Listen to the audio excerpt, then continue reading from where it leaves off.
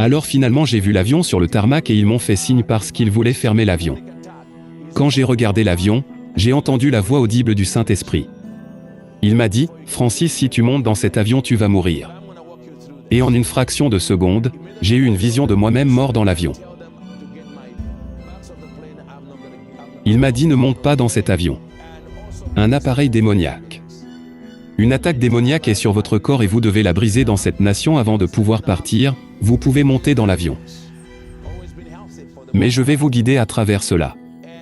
Immédiatement, j'ai dit à l'agent de sécurité, dites-leur de me retirer de l'avion. Je ne vais pas monter dans l'avion et s'il vous plaît, appelez également l'ambulance. Juste avant d'entrer dans les vifs du sujet, rassurez-vous de vous abonner à la chaîne SPS Sauver pour Sauver afin de ne pas louper les prochaines vidéos.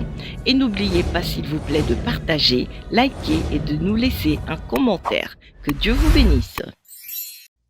Bonjour, je m'appelle Francis Miles et je veux vous raconter une histoire surnaturelle qui m'est arrivée et qui, je crois, va aussi changer votre vie.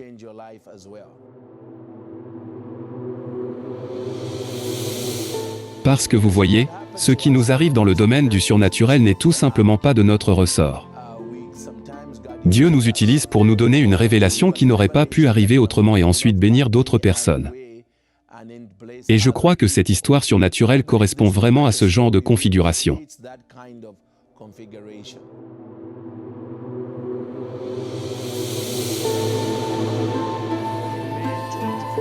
En mai 2015, j'étais en République de Zambie, où, par coïncidence, je suis né dans ce même pays, lorsqu'un de mes chers amis, un missionnaire né aux États-Unis, qui possède une grande église au Zimbabwe, le docteur Tom Duchel, il m'a demandé de m'envoler avec lui pour le Zimbabwe et de faire une conférence pour lui. J'ai dit oui, j'allais venir le faire. Le jour de mon départ pour le Zimbabwe, un de mes amis, un apôtre de la République de Zambie, est venu et m'a accompagné jusqu'à l'aéroport, ce qui n'est pas un long trajet. Cela n'a duré que 45 minutes, mais ce sont 45 minutes qui ont changé ma vie. Nous sommes montés dans la voiture et avons commencé à nous diriger vers l'aéroport. À mi-chemin de l'aéroport, je savais que quelque chose n'allait pas. Je commençais à tomber gravement malade sans aucune explication raisonnable. Et ce qui était encore pire, mon corps, la sensation de mon corps, était telle que j'avais l'impression qu'un homme ressentirait si la moitié de son corps était enfoui dans le sable. Je pouvais sentir la sensation de saleté de mes pieds jusqu'au bout de ma taille. Je veux tellement dire que je faisais ça comme vous le feriez lorsque la saleté s'accroche à vous, à votre corps et que vous essayez, vous savez, de le repousser. Et je sais, ok, j'ai des ennuis. Ceci est différent. Il s'agit d'une véritable attaque démoniaque. Et j'ai dit, à mon ami, je suis victime d'une attaque démoniaque sérieuse. J'ai l'impression que je vais m'évanouir. J'ai l'impression d'être lentement enterré vivant. Ce sont les mots que j'ai utilisés. J'ai l'impression d'être lentement enterré vivant. Et je lui ai dit, homme de Dieu, je sais que tu es un homme de prière. S'il vous plaît, priez avec moi. Ainsi pendant les 20 prochaines minutes, nous prions tout le long du chemin, menant un combat spirituel jusqu'à l'aéroport.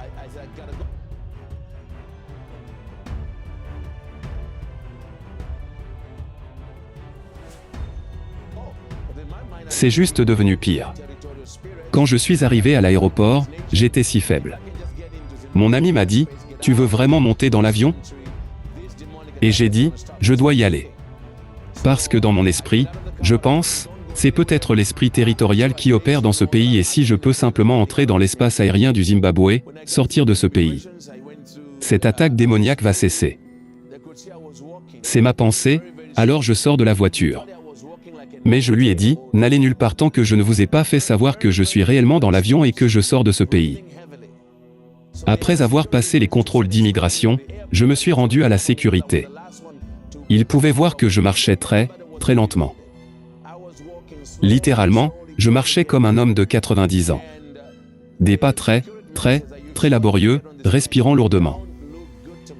Alors l'autre agent de sécurité est allé commencer à m'escorter jusqu'à l'avion qui m'attendait.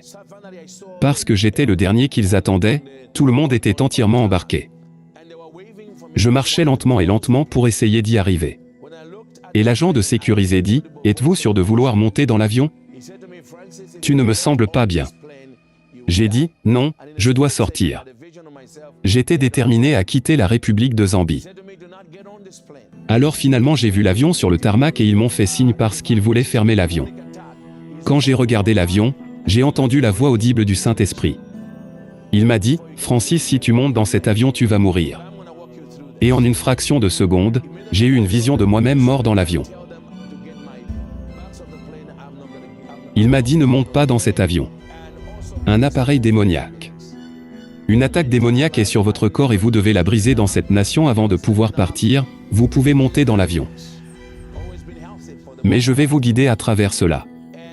Immédiatement, j'ai dit à l'agent de sécurité, dites-leur de me retirer de l'avion. Je ne vais pas monter dans l'avion et s'il vous plaît, appelez également l'ambulance. De toute ma vie, je n'ai jamais été dans une voiture d'ambulance. Je n'avais jamais dormi dans un hôpital, je n'étais jamais dans une ambulance et j'avais toujours été en bonne santé pour la plupart. Et ce qui se passe maintenant, c'est qu'ils appellent les ambulanciers. Ils sont avec l'ambulance. Au moment où ils arrivent, je suis si faible. Je tombe, ils me tiennent. Ils m'ont mis sur une civière et m'ont emmené à la clinique de l'aéroport international de la République de Zambie. L'infirmière qui était de service a vraiment eu peur parce que mon taux de glycémie était déjà dans la fourchette du coma. Elle regardait les flics, elle ne pouvait pas y croire. Alors elle a paniqué, elle ne savait pas quoi faire. Elle a commencé à prendre des médicaments pour essayer de réduire ses symptômes. Et pendant que je suis allongé sur le lit d'hôpital, le Saint-Esprit me dit, tu sais, laisse-la faire son travail, mais concentre-toi sur ce que je te dis. Vous êtes dans la guerre la plus profonde de votre vie. Mais je vais vous aider à traverser ça. Finalement, ils m'ont emmené d'urgence dans un plus grand hôpital plus grand parce qu'ils ne pouvaient pas me soigner. Ils m'ont emmené au centre médical de Saint John's à Lusaka, en Zambie, vous savez, et cette nuit-là, un de mes frères du nom de Steven, qui est un véritable chef de louange dans notre famille, est venu passer la nuit avec moi parce que j'étais si faible que je ne pouvais même pas aller aux toilettes toute seule. Puis quelque chose de surnaturel s'est produit.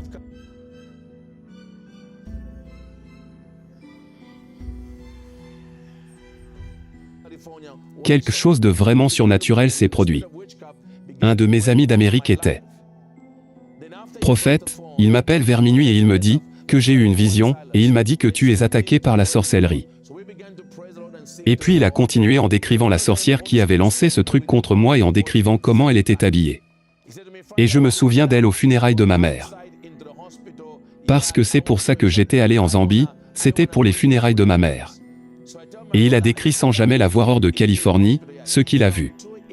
Et nous avons commencé à prier, puis l'esprit de sorcellerie a commencé à envahir ma vie. Puis, après qu'il ait raccroché au téléphone, j'ai dit à mon frère, faisons comme Paul et Silas. Commençons par louer le Seigneur. Alors nous avons commencé à louer le Seigneur et à chanter au Seigneur. Puis tout d'un coup, le Saint-Esprit a parlé d'une voix audible pour la deuxième fois, il m'a dit « Francis, je veux que tu te lèves, que tu vas dehors à l'hôpital, ici, je veux te montrer quelque chose. Je veux vous apporter une délivrance totale. » Alors j'ai dit à mon frère, sortons. Entrons à l'hôpital, il est environ 2 heures du matin. J'ai dit qu'il ne comprenait pas ce que je faisais, mais nous sommes sortis. Je n'ai pas compris moi-même. Nous allons dans la cour de l'hôpital et le Saint-Esprit m'a dit « Francis, je veux que tu ailles au parterre de fleurs. » Le parterre de fleurs alors ? Oui, va au parterre de fleurs. Alors, avec ma main autour de mon frère, parce que je pouvais à peine marcher, il m'a emmené jusqu'au parterre de fleurs. Je vais au parterre de fleurs et le Saint-Esprit m'a dit « Je veux que tu prennes de la terre. » J'ai dit la saleté ? Ouais, ramasse la saleté. Et j'ai ramassé la saleté. Et il m'a dit « Je veux que tu prophétises sur la saleté de la République de Zambie. » Parlez à la saleté. Parle à la terre pour vous laisser partir. J'ai dit pourquoi ? Il a dit que parce que les sorcières qui essaient de vous tuer, elles ont utilisé leur domination sur la terre pour essayer de te tuer.